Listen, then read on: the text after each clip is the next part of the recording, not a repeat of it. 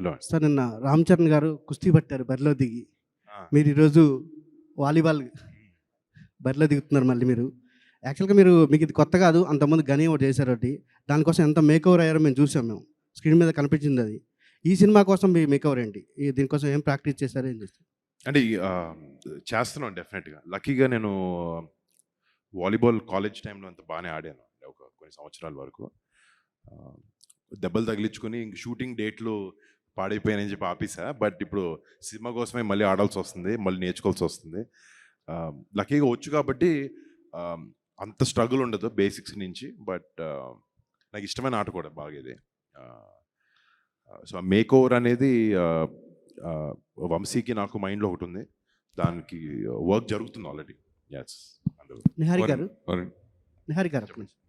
Actually madam, మీరు committee కుర్రాలతో మొన్న awards కూడా వచ్చాయి. సక్సెస్తో పాటు అవార్డ్స్ కూడా వచ్చాయి. ఈ సినిమాకి ఆ స్కోప్ ఏమైనా ఉందా? మళ్ళీ నెక్స్ట్గా గద్దర్ అవార్డ్స్లో మళ్ళీ ఏమైనా మీరు? సార్ యాక్చువల్లీ కమిటీ కుర్రోళ్ళు చేసేటప్పుడు వంశీ గారు కొట్టింది సార్ దీనికి అవార్డులు వస్తాయని. నేను ప్యూర్గా కథ కోసం చేశాను సార్. 100% ఎఫర్ట్ పెట్టి చేయాలి. దాని తర్వాత ఏమైనా అది కథ తీసుకొస్తుంది. అవార్డుల కోసం నేను సినిమాలు చేయను సార్. సినిమా కోసం చేస్తాను. దాని తర్వాత అవార్డులు వస్తే చాలా అంటే ఆ స్కోప్ ఉందని అడుగుతున్నాను ఈ సబ్జెక్ట్లో ఏమన్నా? డెఫినెట్గా సార్. నేను చేసే ప్రతి సినిమాకి స్కోప్ ఉంటుంది.